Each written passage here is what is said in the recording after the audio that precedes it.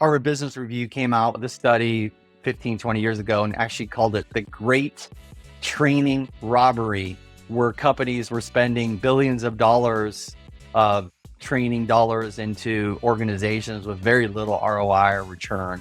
The average person after training forgets 75% of what they've been trained on and within 24 hours. This is a extremely problem that we're trying to solve. We are trying to showcase a lot of data points. Nate, welcome to the show. It's great to have you here, man. Thanks for making the time. So You bet. I really just want to take you back to your early days. Give us an interest in why you got into the world of tech and how did that actually happen? Yeah, go back. I had a 18-year run working at a company called Southwestern, and it was a company that hires college students to sell educational books door to door on their way to pay their way through university.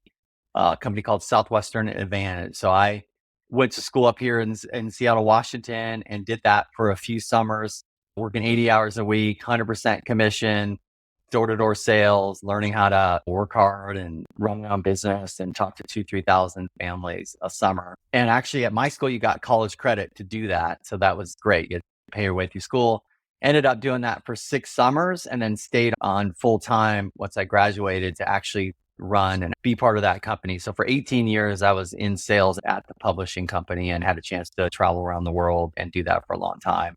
You also meet some great, incredible people that at early age do that job. And then like the founder of Boston Consultant did this to pay his way through school. So there's a lot of great alumni out there. And one of those alumni was a woman named Kelly Breslin, Kelly Wright. So Kelly and I sold books together. She was the number one salesperson of all time. I was the number one recruiter and manager of all time. And that was a 100-year-old company. And we at 19 years old met on a President's Club. And we said it would be fun someday to work together. She ended up selling 4 summers, but I had followed her career and she was the first salesperson at Tableau and then worked her way up as executive vice president. And she got me into tech. And I'll never forget it because it was my wife's and I's first date away from my son, who I think was 4 months old. And we had dinner with her and her husband, Jeff. And we're, of course, nervous parents. But that was the night she told me about Tableau. And she said, hey, you should come join us. We're pre-IPO. And we know you have an enablement background and a selling background, but you're going to come over and get into a little different industries. So that's how I got in 12, joined Tableau to run enablement and then got into the profession of enablement. But that's how I got into tech from that experience at Southwestern. And thank you, Kelly. If you're listening, I always give her a lot of credit for it. So for all the help to get me into tech. You both made magic happen. Yeah. I was going to ask you, Nate, we deal with a lot of the young founders, the early stage companies in the roles we're in now, right? So when I think of enablement, naturally I think of bigger companies. You just mentioned Tableau and some of the larger organizations.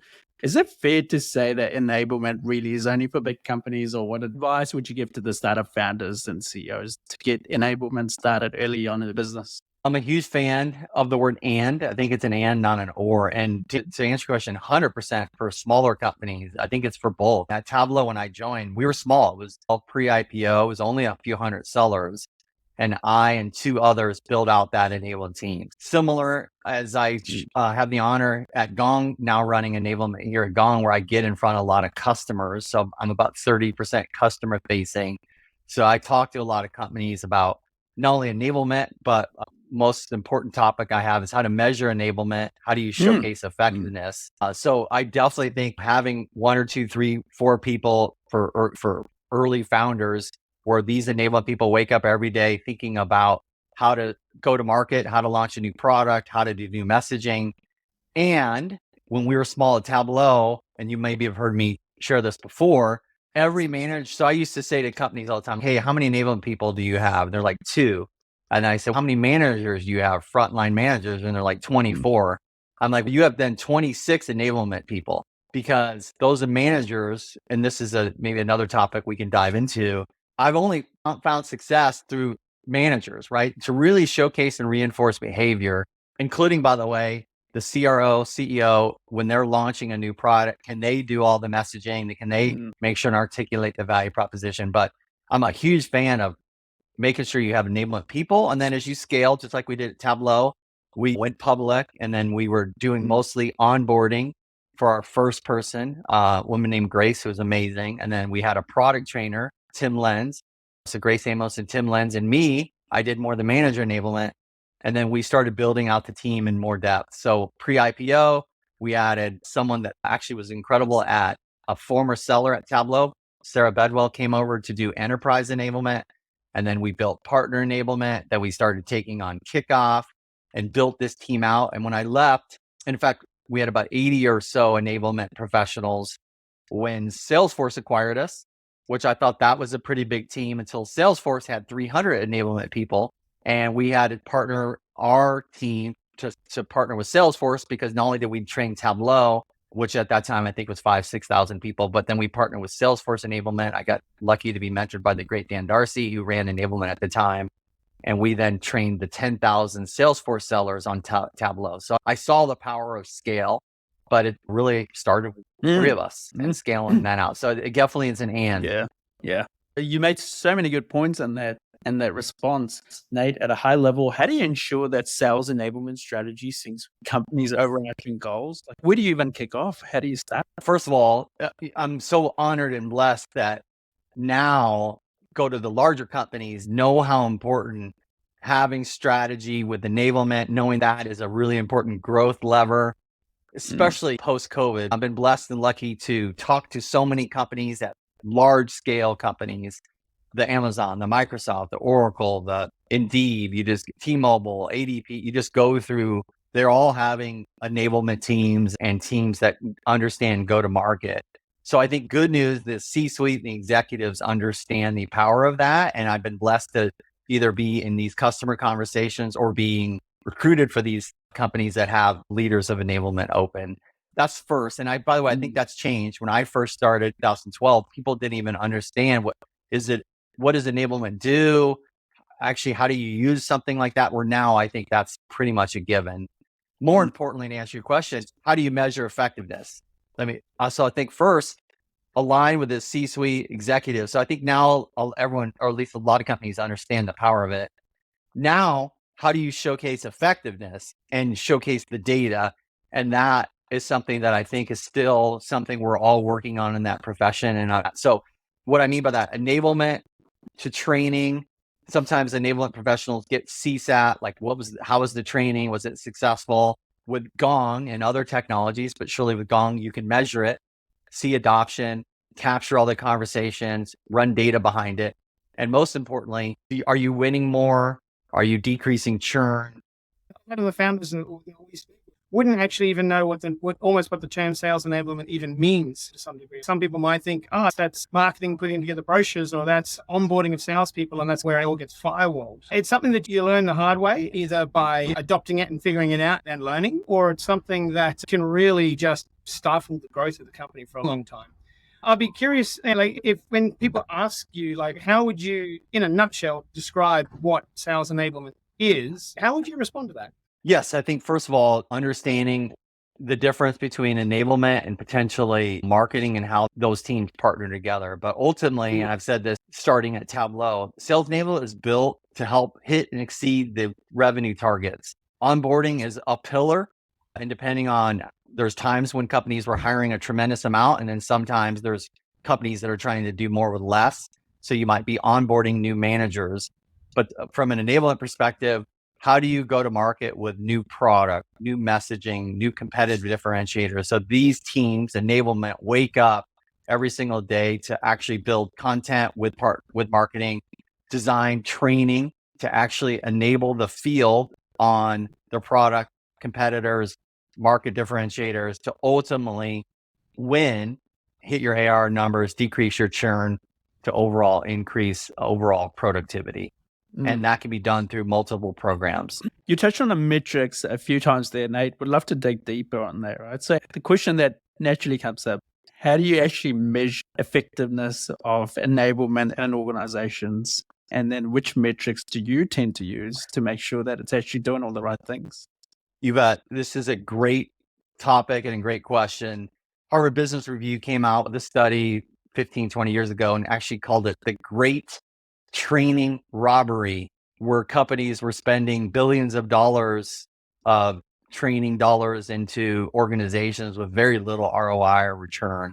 The average person after training forgets 75% of what they've been trained on and within 24 hours. This is a extremely problem that we're trying to solve. We are trying to showcase a lot of data points. Warning, listeners, I'm a huge data fan. Go back to even when I was a kid. I studied and data on baseball and football cards. That's what when I was a kid, I loved football and baseball cards, but more importantly, I could tell you about their quarterbacks and their ratings and their yards. And so I was a geek in that.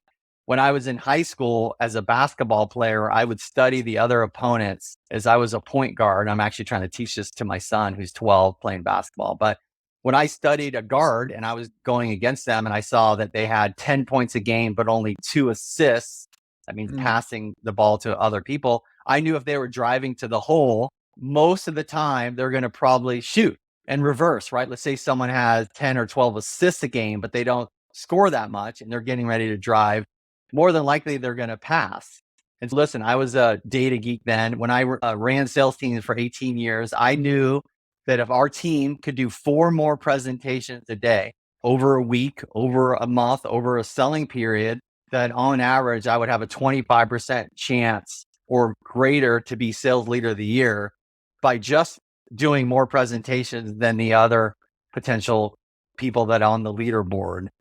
That's why Tableau is such a good fit for me, because when I got over to Tableau, and Tableau is all about analyzing data and analyzing it visually, even though I wasn't in the tech industry, it was really an easy industry for me. In fact, some people hear me say this. I still go on record, because my son was about 1 when I joined Tableau. I still go on record that my son's first word was data. Now, a true story, my wife will say it's daddy, but I will go on record by data. And I was like, when he said, I was like, no shit, even my son gets it. It's about data. So listen, Gong is all about data too. And we love analyzing sales conversations and understanding that. I got to just share with you. So being able to showcase enablement effectiveness is something a lot of us in the profession are trying to do.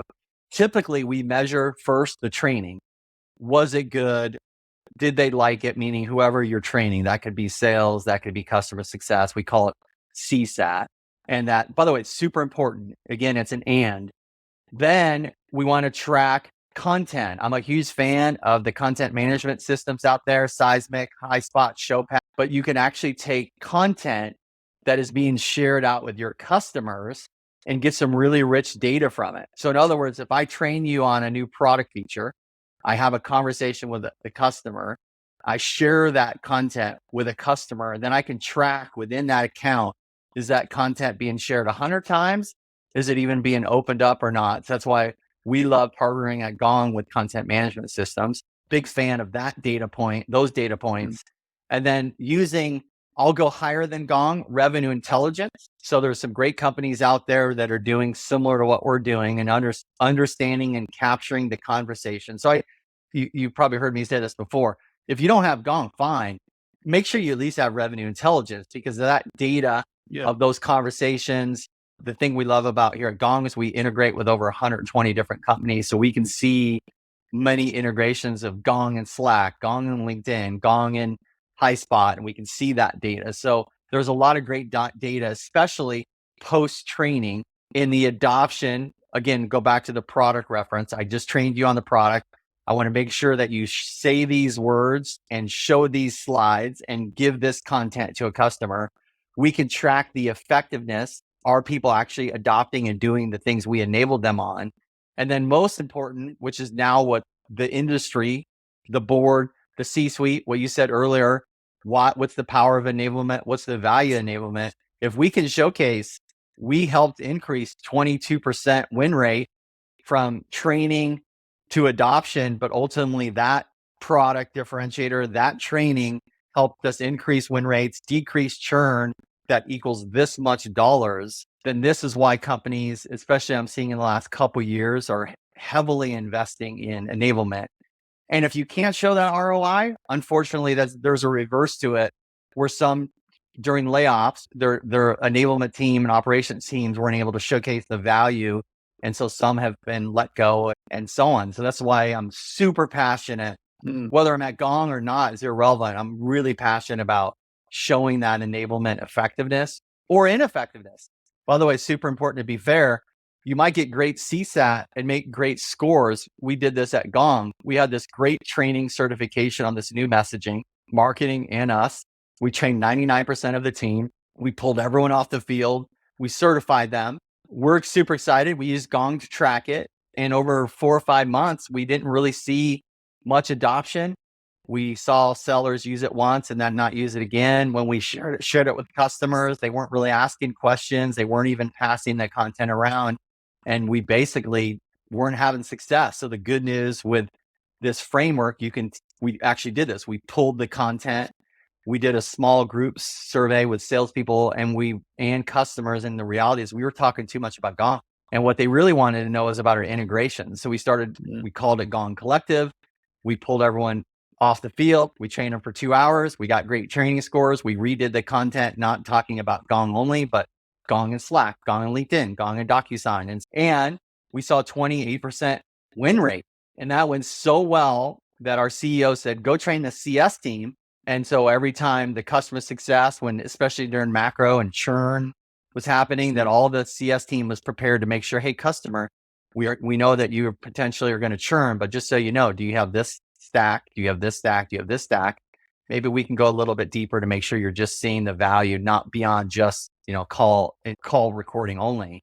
So again, this is where I'm proud of this profession because we're really showcasing, and we're really proud of this, not just at Gong, but in the enablement profession of how we can show data points. Again, generally, there's a bunch more data points that I'd share with you, but go back to, again, big data fan. Absolutely. Amazing. It's a really cool story to be able to tell when you come across people that are all about their gut and they're like, no, this is what we need to do. I know because this is what's worked in the past and that's what's going to work in the future. But when you can look at the data like that, you can't really argue with that. It's a great story. And me and the head of product marketing at the time, Julian, we thought we did great. The content was great. The certifications are great. The team was raving about it. And I'm really thankful that over 4 or 5 months, we were able to see the data. I mean, the data doesn't lie. And we saw that, okay, it was ineffective. And kudos to the Gong team that pivoted. And this was a contribution for a lot of people that ended up that being really successful. Now, a year and a half later, we talk at every conversation about our integrations. And again, this is not just a Gong thing. I think this is where other companies can see that data of what's being effective, what's being ineffective, and maybe they double down on something. Or like Julian and I had to do, we had to say, that didn't work. Let's go figure out what was wrong with it. That's a good point.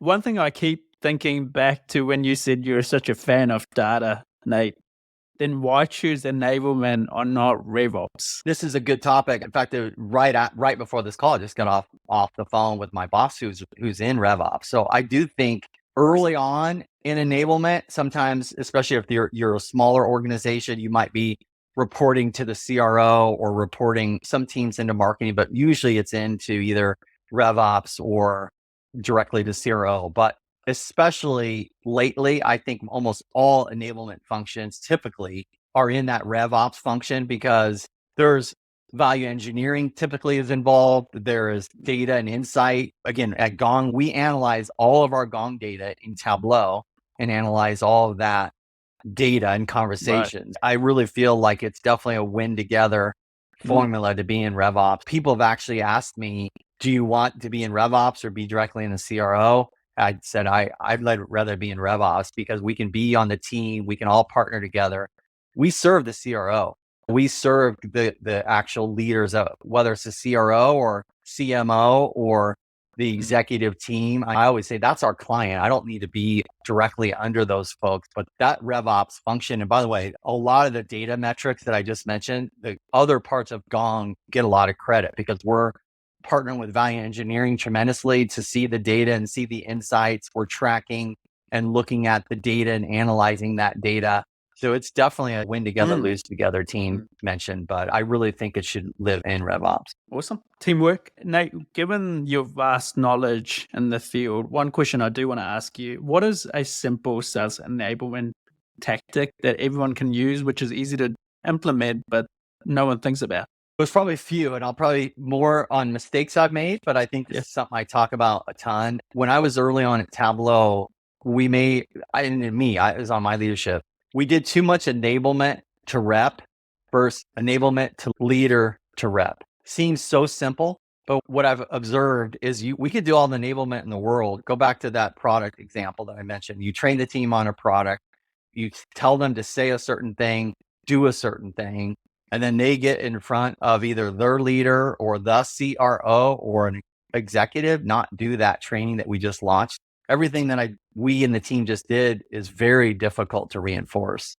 So again, remember, typically you forget 75% of the training that you heard the day before if you're not implementing it. So that manager reinforcement, that manager showcase of leadership by example, go back to your earlier statement. Let's say you only have one enablement person or you have no enablement people yet. Mr. and Mrs. CRO leaders, when you roll something out, you've got to lead by example. And that manager enablement is so important. So one of the things I also, mistake number 2 is build with the people for the people. So a lot of times you'll build content, maybe with marketing, but you haven't got sellers, leaders involved building with the content. So again, we might partner with marketing or other functions or product, but believe building with the people for the people. So I'll give you a really tactical example. So last year we launched new messaging at Gong. So different than Gong Collective, that integration talk track is now permanent. But we actually launched higher level messaging where we talking to customers about why change. We partnered with Corporate Visions, a great vendor that helped us recreate the content. We pulled everyone into Santa Monica, 300 or 400 sellers, gave them some, by the way, great food, great Gong merchandise, made sure they felt great. Of course, our training scores were great. Cocktails. But when cocktails. Oh, sorry. Australians always remember that. But we definitely made sure they were treated well. We did a bunch of role playing. But one of the first things that we started with, kudos to our CRO, Ryan, at the time, he did the messages himself first. There's nothing more powerful than, and we had to bake that into the content, the training to make sure, okay, Ryan, you're going to get in front of your entire team and you're going to whiteboard and do the message first. So then managers were prepped in advance. So they knew the message, they knew the content. By the way, all the content was recognized. Here's all the people that helped build it, your peers. And then we practice it for 2 days. And then we use Gong to measure it and actually see the effectiveness, because it was actually either in-person whiteboarding or we had a click through so we could see the data. But those mistakes, managers first or leaders first up front, and then to build content with the people for the people, it makes a really big difference, much stickier. If you're in a larger team, when you can have dedicated people in sales enablement, obviously you're impacting a lot more people.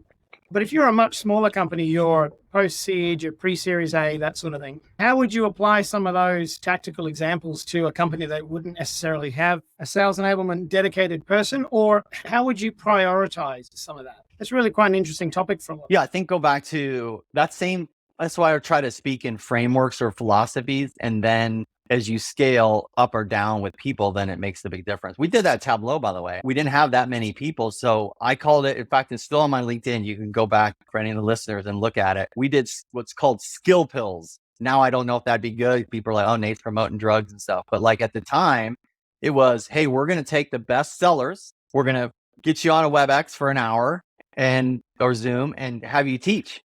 And we would just take the best sellers, prep them a little bit, which by the way, that they appreciated it. So we looked at their content. We did speaker coaching, because a lot of times some of your best people don't know they're great. I remember working with a guy named Dave Charleston, one of the best Tableau sellers ever.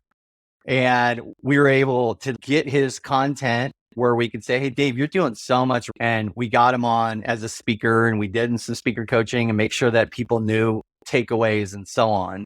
But I still have a few of those recordings up on my LinkedIn. And we did the same with great managers.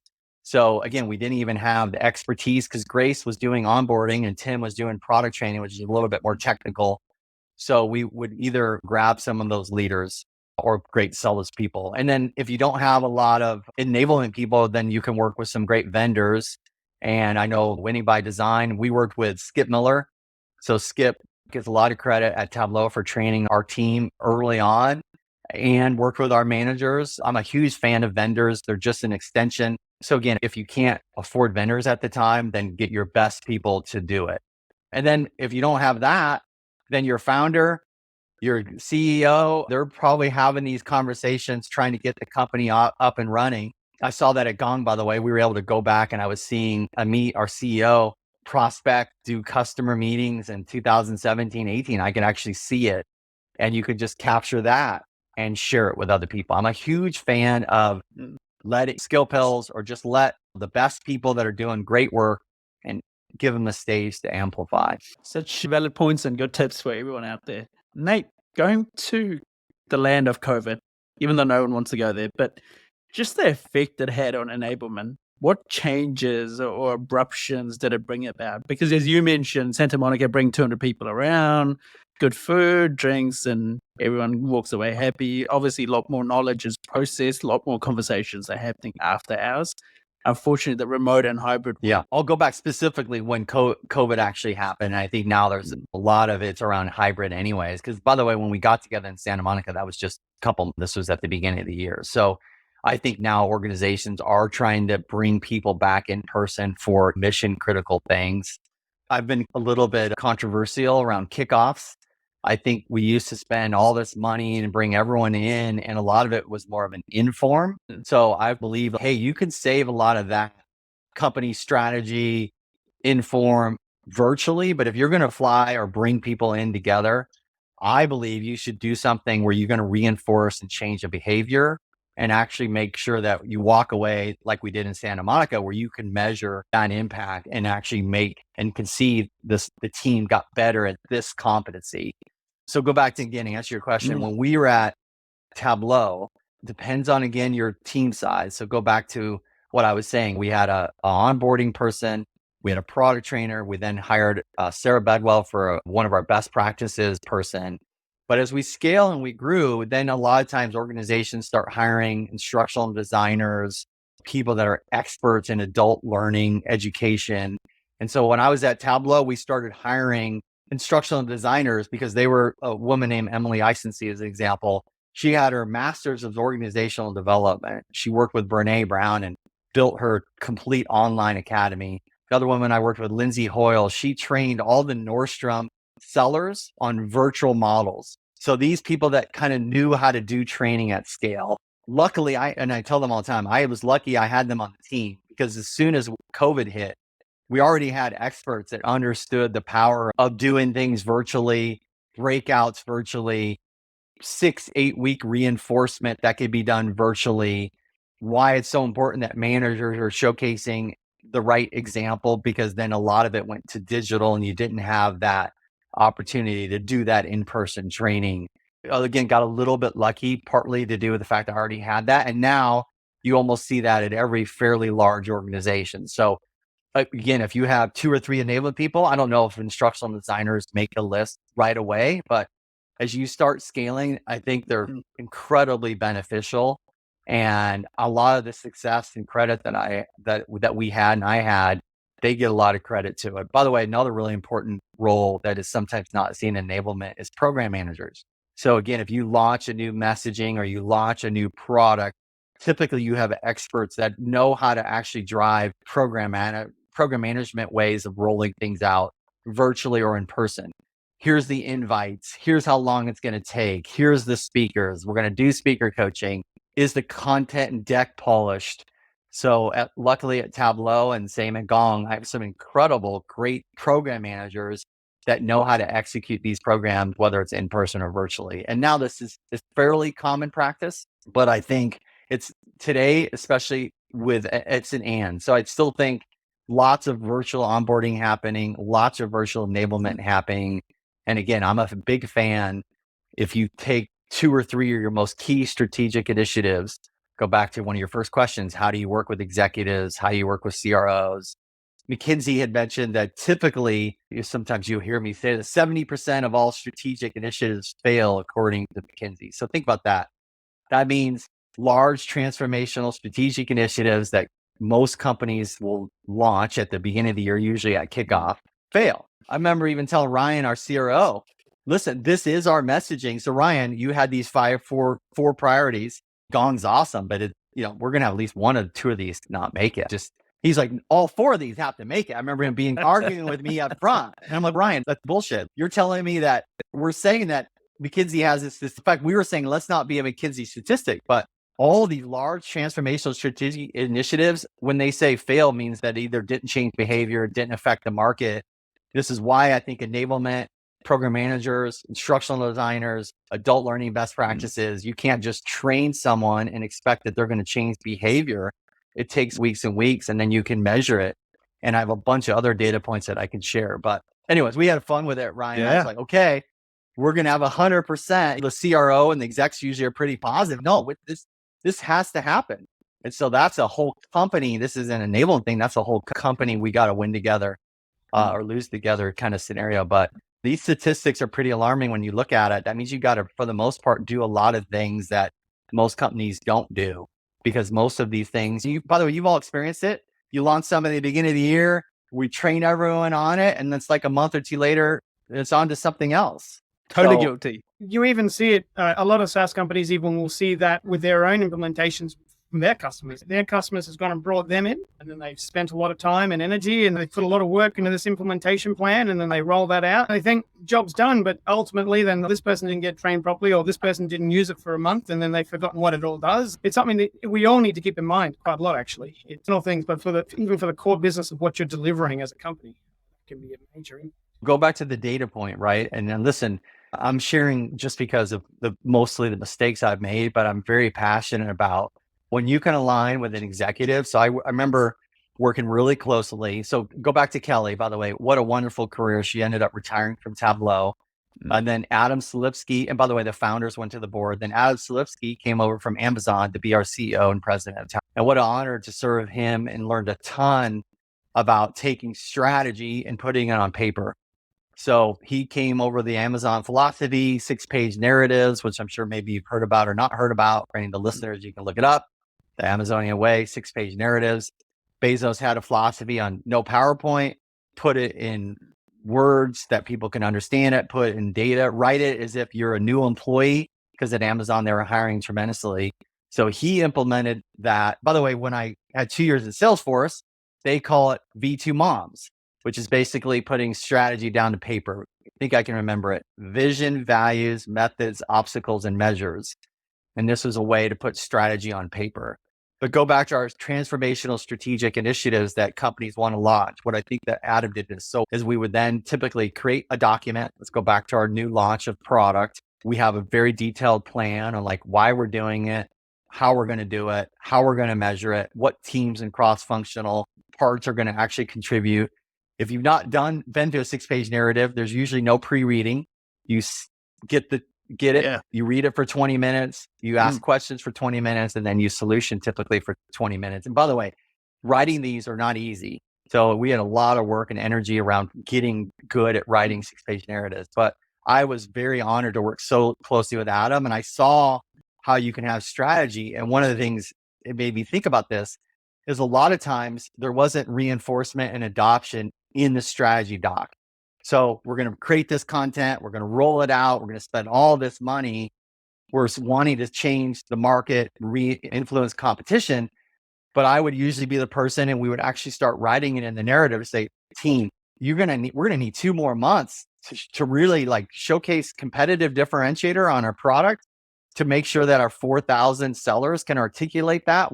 You can't go launch this. So this is now becoming, go back to your first question, how do you showcase that strategic importance for enablement? Because we are part of that C-suite conversation to roll out large strategic initiatives. I think it's important that you show that data, because a lot of times you're going to have to wait on those things. And usually the executives, we got to keep doing this. So that's why it's super important that you can show the data. I'm thankful that when we showed that data to me and that Gong collective data, when we were winning so much, it was one of the first times that I had in my career where Amit said, hey, we're going to pause something, keep doing that, and go train the CS team. And again, now every new hire that comes through Gong, we teach them Gong collectives. But that data usually makes a big difference. But again, you can see I'm super passionate on showcasing and reinforcing and changing behavior. Think about it. I don't like to drive a new place to work. I'll think about how about if you got a new laptop every week? You just get in the system of doing things. And so I think about the sellers. Me and the team serve the go-to-market team. I say to them all the time, you are my customer. we serve you. So I just think about how much enablement and training is out there. And by the way, there's harassment training. There's things that HR want you to do. We're not the only team that's rolling out things. So trying to be aware of the team that we serve. And if we can show data and showcase effectiveness, that also really makes a great cause to showcase, okay, we have a winning formula. We have a 12-week reinforcement, 8-week reinforcement, 4-week reinforcement. We're winning more. And that actually then helps showcase to the field, hey, if we do this, we're going to be data driven. We respect your time. We respect your energy. And we're going to showcase this in a world-class way. That's it. Lean on data. Nate, do you want to pick your brain on something else? One thing I personally found really complicated was managing enablement across global teams, right? With the different nuances and stuff. Any tips or advice there when you've got people and sellers in all different geos and regions? How do you collaborate? How do you get the consistency? Because the way you sell in Australia and New Zealand is vastly different to UK or West Coast or East Coast. So how do you manage that? I go back to probably some mistakes I made. You got to start with the frameworks and philosophies that you build that strategy as you scale. So I was trying to just think about the listeners. So again, if you're not international yet, you might want to think about, okay, I'm building content, curriculum. I saw that, and again, was blessed at Tableau when we were still pretty small. We just were starting and opening up EMEA. We had really not gone very large in Asia Pacific. By the way, I would also articulate that probably Japan feels like almost another region, because almost everything we did at Tableau, you needed to actually have in Japanese. And that's, by the way, other parts of the world. But I remember specifically for Japan, we had everything translated in Japanese. When I traveled to Tokyo and kicked off the training, I had an interpreter. I had made sure the president of Japan, Hamada-san, which I was very thankful for, would come over and kick off the training with me, which is a sign of respect. So I think you think about every different region, there's so much importance that you think about globally. So I think build with understanding that, maybe learn from people that have actually had experience in global teams. That's one. Then two, once you start building out those teams, make sure that you're having opportunity. We did this at Tableau. We're surely doing this at Gong. I try to coach others that have larger enablement teams. And I saw this, by the way, at Salesforce. We created a board, which is a simple way of making sure that everyone was aligned with an intake. As an example, we would have an intake form, but we would have a board that we meet every week, all the leaders of the teams, including our international team. Go back to my design, but we had head of sales enablement, head of customer success enablement.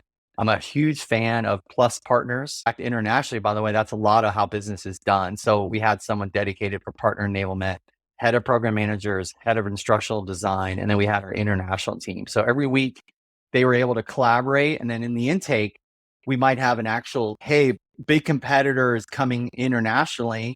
Or in the US, we might say, hey, is this relevant to EMEA? And so we were always thinking global first and creating content and curriculum around that. And then as you scale, we've talked about this a lot, then you start having dedicated enablement professionals in region. And so again, I saw that, in fact, at Tableau, when we had around 80 or so, the heads of enablement were global. And then they had a dedicated America enablement team that did local enablement for each region. There's 10 or so, 12 people there. Then a woman named Laura Wheeler, who was amazing. Then we had just talking about Tableau enablement. EMEA, Kylie did that for us, Kylie Harold Eagles, and she had 6-7 people. And then Asia Pacific, Ashley Canning ran that and had a team of 6 or 7 people. And so we were, rolling out global programs, and then they had the capacity and potential opportunity to use some of those global resources for some local enablement that's rolled out. And more importantly, is it being effective? Are we able to measure certain things? And so we typically would duplicate many of the frameworks in those regions, similar to how we did it in a global team. And then win together, lose it together. I felt like I did a nice job at Tableau on that, and saw that surely at how Salesforce did it. And then whether I'm at Gong or somewhere else, I'm a huge fan of being on the same page and making sure that you set up certain groups that you collaborate with and partner with. Not just those enablement heads, but those enablement leaders then would work with product marketing, product, and so on. But I found the board, by the way, it wasn't my idea to create a board. I was saying yes too much. And my team got frustrated and they said, Nate, you can't say yes anymore. And so we created this idea of a board, but it worked out great. So when the stakeholders would say, and because I love serving, right? I'd say, listen, let me check with my team. We have a board. So we then align and we literally made decisions. So it wasn't Nate, it was our whole team saying, hey, here's the intake, here's the data. This seems really important. The onboarding team said, maybe we should add that to bootcamp. The partner team said, that would be great for partners. Our instructional designers were like, okay, we'll create the content for you and partners. The international team says, yeah, that's designed for us too. And then let's do it. And then we make a decision as a team. And that intake was really powerful and surely worked. And then we could align with the stakeholders. But the board concept was, again, by the way, some of them weren't just my direct reports. They were my direct reports and also cross-functional teams. But we made those decisions together. And I think that, again, from mistakes I made earlier, I should have done that earlier in my career. So that especially as you're at large organizations, you can make that decision together. It's really powerful as we start scaling. I guess you've got to make a lot of mistakes in order prior to creating a structure that looks like that. You don't just start out as a sales enablement team globally. One of the lessons that we've learned through growing teams in different countries is that context matters in different places, but we had to make mistakes before we could understand that. Curious, what would you say would probably be a couple of your larger mistakes that you made in order to create a team that looked like that globally? Because that's quite a listen, I'm a huge fan of keep learning. And no matter how long you've been in this space, you're always learning. And so there is, I think, more, go back to our earlier conversation. Now I think enablement there's all kinds of organizations that are able to share best practices. I'm part of the customer advisory board for the Sales Enablement Collective. I'm on which is an honor. I'm on the University of Washington here in Seattle, School of Business, Foster School, one of the top 20 business schools in the world. And I'm on the advisory program for their sales program. So there's, I think, 197 sales programs in the Americas where part of your university, part of your degree is sales. And so what an honor to be on this advisory board. And so these students are learning the things that we made mistakes on as you get into the profession. And so there's lots of organizations that are learning from each other and being able to, whether it's Sales Enablement Collective, Enablement on Tap. There's all these great little organizations out there that you can get connected to and learn from many of the great enablement practitioners out there. And I'm honored to be part of a lot of them. So one, I think you don't have to make a lot of those mistakes. You can learn from others. And I'm trying to do the same. We're all learning from each other. I think manager enablement is the next big thing. I think that is where, and we're just starting to do this at Gong. We did it at Tableau, where we're creating manager boot camps. So if you're an individual contributor and you have a lot of success, a lot of times you get promoted to manager, but you don't have a lot of training. And so we create these 2, 3, 4-day manager boot camps and then a 5-week reinforcement on coaching. Let's say you're new to an organization, so you've got management experience, but you don't necessarily have experience in that organization. So we're creating these boot camps and we're seeing talk ratios, which is one-on-one effective time, meaning decrease 20, 15%, because the one-on-ones, you should be talking less, and the one-on-one of your rep should be talking the most. So we're actually tracking this effectiveness. So anyways, I just wanted to make sure listeners know that there's a lot of great mistakes that people have made that are actually capturing this. Is again why I love this profession, because I actually love getting out doing these kind of things to showcase that. But I will say, I already shared a bunch of mistakes. I should bring my wife in to see if there's any other mistakes that she knows. That's right. Yeah. She's, you only have 3. I got 10. I will say one of the mistakes that I think is really important is choose competencies. So I'm a huge fan of competencies. And again, the great instructional design team I had at Tableau get a lot of credit for this. But a lot of times leaders will come up and say, we got to do more. We got to beat this competitor, or we got to do this. And I'm like, what competency is it that you're talking about? Because we'll come back with a training plan. But I think sometimes defining that competency. So as an example, we've got an increased pipeline. That's probably either a prospecting competency or a discovery, that in other words, they're not creating that early discovery to next level on the stage. Is it business acumen for the enterprise sellers, or is it account planning? Because we're not necessarily strategic end to end on what we're going to do. And a lot of times selling into large enterprises, and surely learn this from Salesforce and Tableau, a lot of times your solution is part of the problem. I saw this with Salesforce. We had to treat Salesforce about Tableau. They sell the customer 360. They're solving digital transformation. We needed to understand, how does Tableau help the overall customer 360 story? And they had Marketing Cloud. They were obviously positioning MuleSoft before we got there. So account planning is a really important skill to showcase and put in writing and be able for many people to collaborate. So an AE, a solution engineer, customer success executives can understand, okay, how is our solution going to help? But a lot of times people might say, oh, our enterprise isn't winning. I'm like, maybe that competency is more, and then more important, and let's define those and then go back to my earlier framework. Let's put it through the framework. We're going to train on account planning. We're going to measure that effectiveness of the training. Because by the way, it's super important. Sometimes I meet with enablement people now and they're like, I don't care about CSAT anymore. I get a little defensive. I'm like, I do. I care about every data point. So I'm a big fan, and I probably got too early on in my career trying to just solve with the ask from the leader and really make sure and articulate, is that the actual competency they're trying to solve? And by the way, 1 out of 3 times, it's not. They might go, it's more of a, hey, we actually don't know how to position pricing, so we're losing in late discovery. Or there might be it's not really competition, by the way. We're not actually losing to that competitor. We're losing to status quo. And so I'm a big fan of defining competency. I would place that's my, again, besides the earlier mistakes I made around too much enablement to rep, not actually building with the people for the people, but that defining competency, I would say that's a big one. And then maybe one other one that's super important. Again, it depends on how it is at scale. I saw this at Tableau. I surely saw this at Salesforce. By the way, I'm seeing Microsoft and these other behemoth of companies have already mastered this. Partners. I feel, especially when you're smaller, you don't think about the touch and importance of partners at scale. So at Tableau, we had 1,000+ resale partners. So guess what we started doing? Taking the bootcamp content that we did for internal people and started doing partner bootcamps, especially for our key resale partners. And then if you want to grow internationally, by the way, in Japan, Latin America, almost all through partners.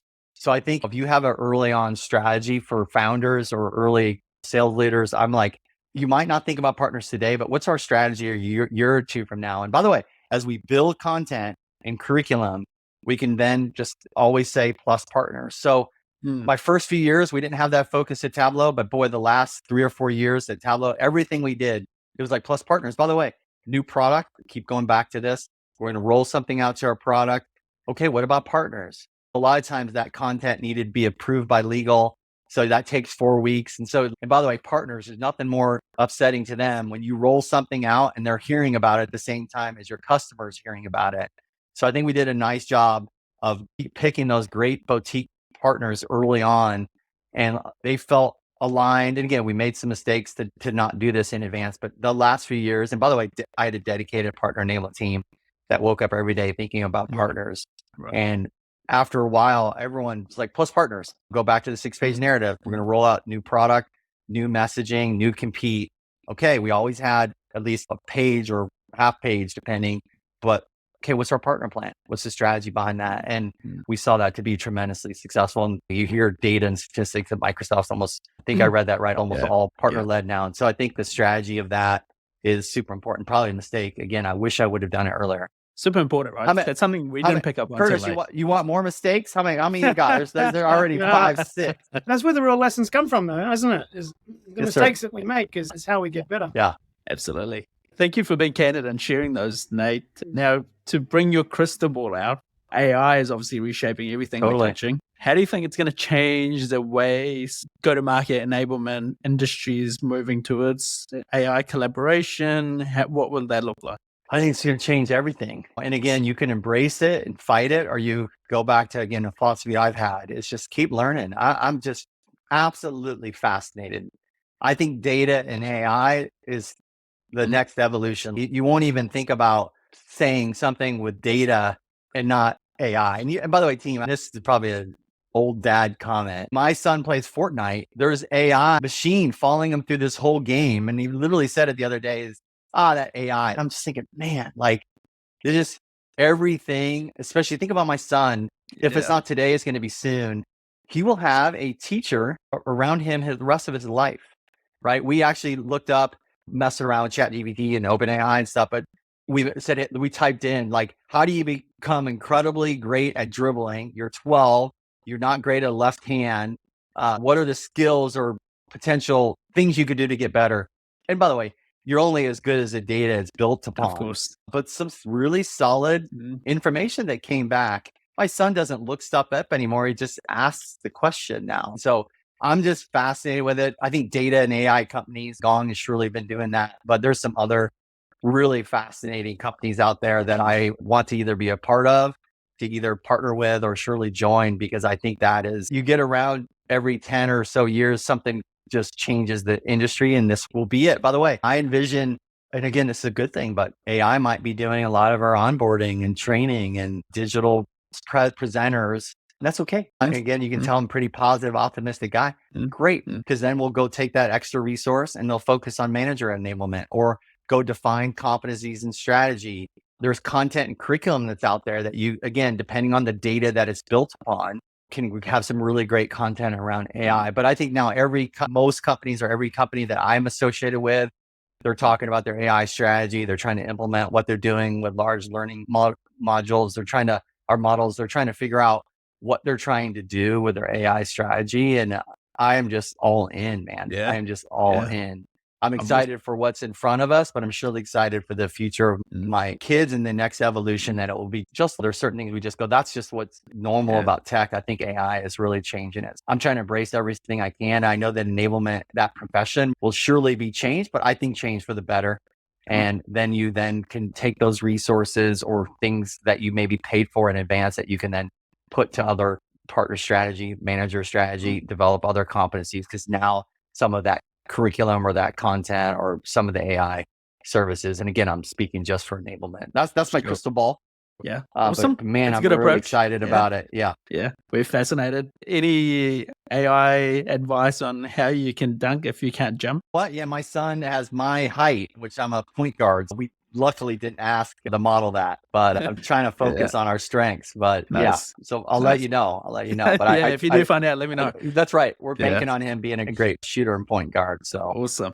My son's a big basketball fan himself. Oh, He's right into cards. He plays every week. Great. He's big into it. Would love to move you into quick fire round. These are easy ones. Favorite movie of all time? Favorite movie all time? I'd probably say Raiders of the Lost Ark. Okay. When I first saw that movie and I just got into, wow, how cool, and the world is big, and wanted to start traveling. So even as a kid, when I watched that, I got the bug of wanting to travel, and what a blessing. I think I'm at 3.5 million miles flown, as we talked about. 40 some odd countries. I'm surely not Harrison Ford or anything like that, but I got really into it. Nice. Love it. Favorite activity with kids? I think I can pick it. Basketball, Basketball. One of the greatest honors was teaching, and I was his basketball coach last year.